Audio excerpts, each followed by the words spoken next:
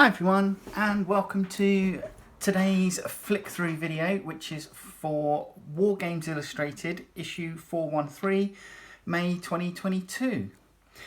And straight off the back we've got this really great artwork on the front. The thing that really stands out for me is that these three figures here representing Navy, Air Force and Army, they just massively remind me of Action Man when I was a kid. You know, whether that was the artist's intention or not, I don't know, but that's kind of what they remind me of. Anyway, let's get into it. So, we have obviously a word from the editor on the inside cover. And the theme for this month's issue is combined operations. So that's involving all the elements from your armed forces working together to obviously achieve their mission and aims for a particular battle, etc. Now, come into subscriptions, and then Wargames Illustrated are having a Have Your Say survey, and it's at wargamesillustrated.net/survey. So if you want to have a word with them, have your input on how perhaps the magazine is produced and laid out in the future, this will be your thing. I will probably log on later on today and complete the survey myself. So Flames of War, Team Yankee are still advertising their Warsaw Pact forces. And then into Quickfire, which is some of the readers' models. And this is some Team Yankee stuff from one of the readers and some of the terrain that he has. And then a tribute to Ian Smith. It was with great sadness that I recently heard about the death of UK wargamer and demo game maestro Ian Smith. Although I didn't know Ian well, it was always a pleasure to talk to him about life and gaming when we met at the various partisan shows in Newark. Wargames Illustrated featured an interview with Ian regarding his fabulous 40mm Napoleonic Sharp game in Wargames Illustrated 362. As a tribute to Ian and his work, you can see some of the photos of the game below and download the article from Wargames Illustrated website. So always sad when we hear of a loss to our wargaming family, and obviously my sympathies are extended to the family of Ian Smith. Onto Observation Post, rules, supplements, figures, terrain, hobby gear and more. And this first bit is concentrating on partisan press beyond the Empire, and it says here it's Wargames rules for engagements with small forces in the back of Beyond and other places, and it's 1918 to 1939 is the time frame for this. It looks interesting. We then have Modifus Entertainment, Council of Dark Brotherhood and Giant Frostbite Spider. So the Giant Frostbite Spider is here, and then they've included a picture of all the resin sprues. All of these miniatures are resin. The scale is 32mm. It's fantasy. The price is £39 for the Council and £25 for the Spider. Resin, as I just said, and it's modifus.net is the website. So, yeah, looking at these, they look great. We've got Dark Brotherhood's Nord leader Astrid, Festus Krex, magic casting Elder. Gabriella is a bow shooting human, I think, by the look of it. Nazir is a brave Red Guard. Vizira is some form of reptilian humanoid. We then have this one here, which is actually a 300-year-old vampire. She's crouched over a body and hissing at an enemy. And then we have the giant frost spider. Now the base is actually really good because it's a nice textured base, but it also moulded onto the base is a humanoid who has been wrapped up in spider silk, obviously her latest victim So yeah, they look good. Anvil Industries advertising some of their futuristic drop troopers. North Star Miniatures, sorry, North Star military vehicle figures. Gaslands refueled punks. So these are kind of like Mad Max type gaming pieces. And then we're into some advertising. Right, release radar. 6mm metal and MDF. Some new Scotia Grendel at scotiagrendel.com releases in 6mm, which is 1/300 scale approx. V1 flying bomb. LCP, so landing craft personnel medium, I assume. With troops inside. And some scenery here. We have a 28mm MDF ship of the line. And this is sarissaprecision.com. So that actually looks really nice. And it may be, if it's sectional, I think that would be really useful for Dungeons and Dragons and other dungeon type crawler games. We also have scale3d.co.uk who've released some new 3D printed things. So we've got British soldiers taking pictures and French soldiers eating and resting. And I believe that these are both First World War.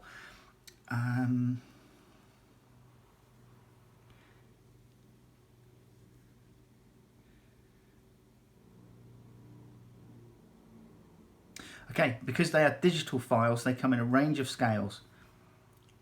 So excellent. So if it's an STL file basically that you can download and 3D print yourself. Brilliant. And you can scale it up or down depending on how you want it. Not Napoleonics from the past. Alternative Armies .blogspot.com offers Old Deadlock book as a download. This is the first time the Flintlock expansion, the not Napoleonics game that melds fantasy with concepts of Napoleonic warfare, has been available in a while. They have released the 5002 miniature set to go along with it. This collection of 17 figures, which can also be purchased separately, have been out of production for many years. Okay, so that's a re-release. That's nice. Knights and Commoners, and this little trio here are called Gerhardt, Gertrude, and Gert. So some commoners with their little child. So yeah, plenty in the release radar. Full paper jacket, new books for the discerning wargamer. So obviously the ones that they're mentioning here, we have Ancient Medieval, American Revolution, Napoleonic Wars, American Civil War, World War I, interwar years, World War II, and Vietnam are the ones that are listed here in the article. The ones that kind of, or the one that really stuck out for me was this 9 Desperate Days.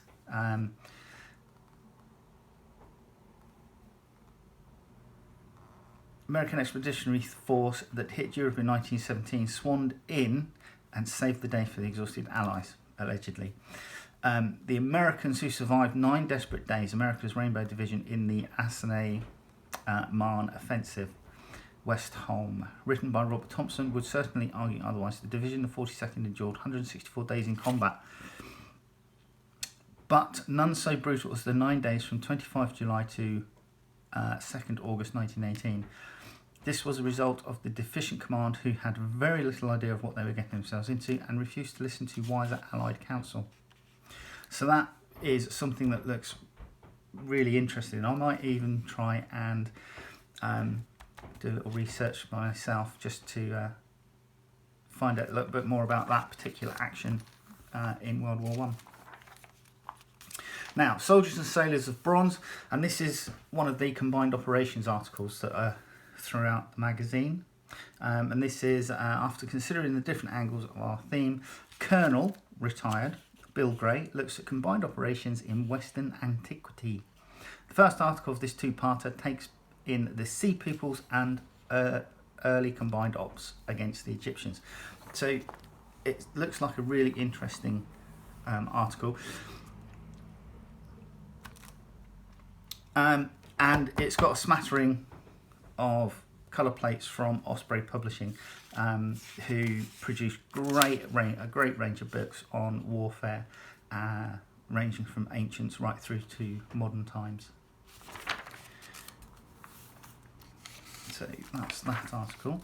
We then have the Hammerhead competition. For the 4th year in succession, Wargames Illustrated ran the Hammerhead 2022 painting competition, supported by Callistra, and we've got photos of the winners for your delectation and dissection.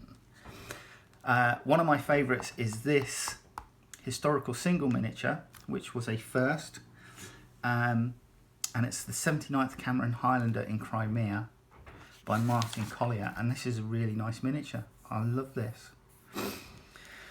Some other ones which I quite liked. Historical unit of War Machine were these Perry miniatures, American War of Independence British. And then were these sci-fi unit War Machine, Games Workshop's Howling Banshees by Liam Hopkins. And a really nice open category model here. Dragonhead models, Eldar Dragon by Martin Collier. And this is just gorgeous, looking at the base and the dragon itself.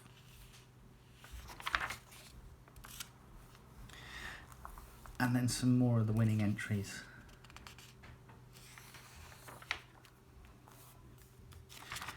Okay, so another combined operations. This is with regards to Operation Lee in the First Indochina War. In examining the French attempt to bring armour, paradrops and riverine operations together, we can learn about some of the challenges that combined operations in a war without fronts. This is interesting. It's also got a very interesting picture down here of General Giap, who is left in a suit, and Ho Chi Minh in 1945. So, yeah, really interesting historical photo there. But again, for the theme of combined operations throughout the magazine, and some great looking terrain boards that have been put up to obviously photograph while they're wargaming, and more artwork from Osprey.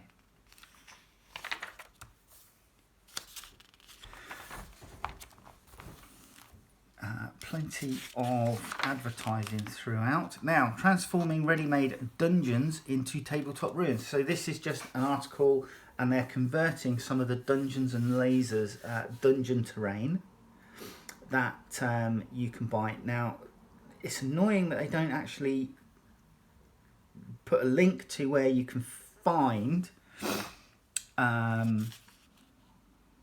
or give a web address for where you can find this Dungeons and Lasers scenery, or a basic price for a basic scenery set within this article. But there you go. Normally, quite often you see a little box somewhere which just gives you the information about it. But yeah, great article on converting some of it into ruins, etc. More combined arms. Now this is from River Horse designers Alessio Cavator and Jack Caesar. Talk to Wargames Illustrated about their new World War II campaign, combined arms created for Warlord games. Now this looks like it takes place on mats or tiles, carved tiles with hex tiling, a hex grid system on the board. All of these terrain objective markers are on hex bases, and then you have markers in the form of like a tank or an airplane or a ship or a soldier to represent your units on the battlefield. Kind of similar, I feel, in design to Risk. But yeah, it's going to be interesting to see how that plays.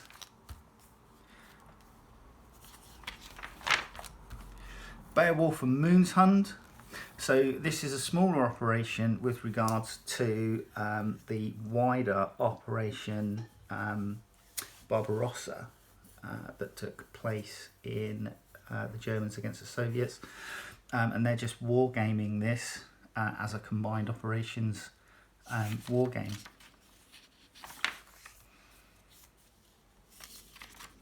So yeah, some photos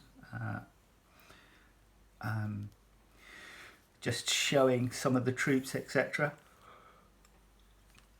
that took part.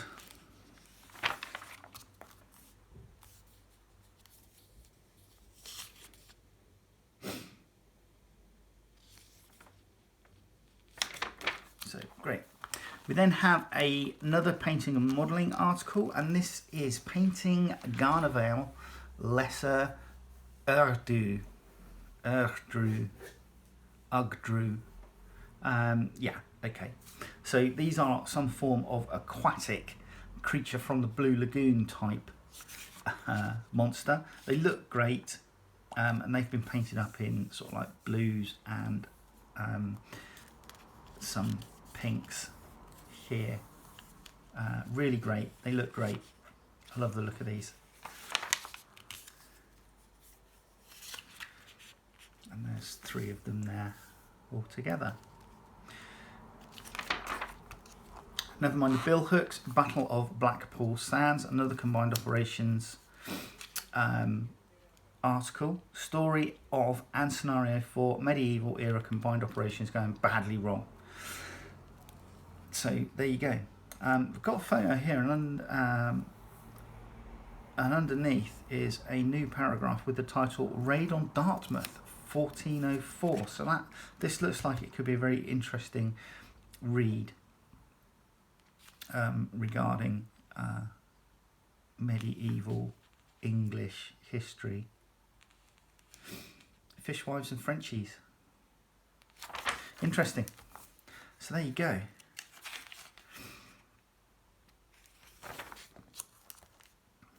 And then it's showing you their gaming board that they put together for the scenario.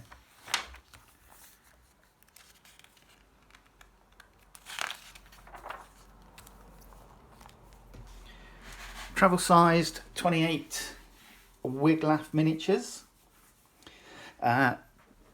Daniel Mercy's shifted from game design to miniature design with new WIGLAF range. So this is just an interview, insider interview about this particular range of miniatures.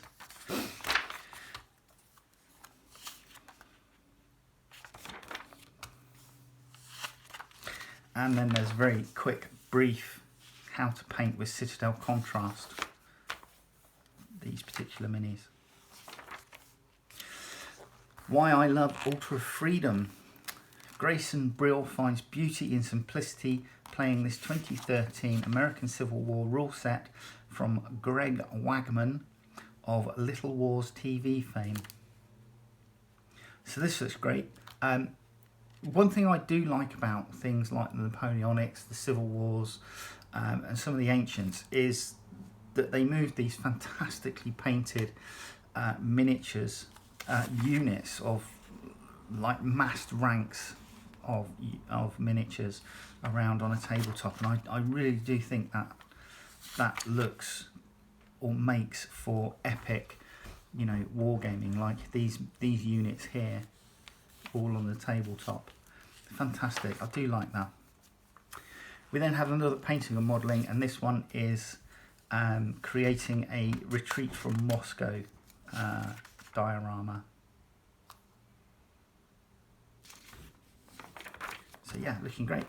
About the figures, we reviewed the North Star retreat from Moscow French in last issue's observation post, and the Russians are on the way. So these figures that they used in this particular article are from North Star.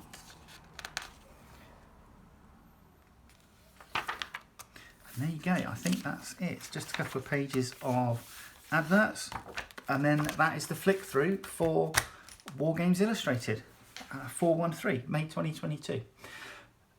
Yeah, so hopefully you'll join me in the next video. I just want to say that if you're a regular watcher for my videos but you aren't subscribed, please do smash the subscribe button because it helps my channel, and I'm going to be looking at trying to do a small channel giveaway when we reach 500 subscribers.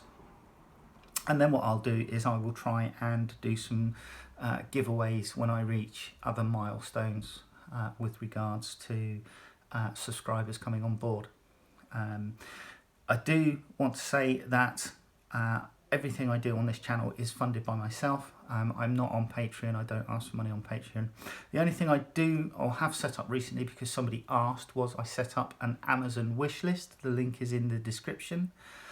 So if you do want to perhaps have a look at the wish list and purchase a model for me to review and build on the channel, then go ahead and do so.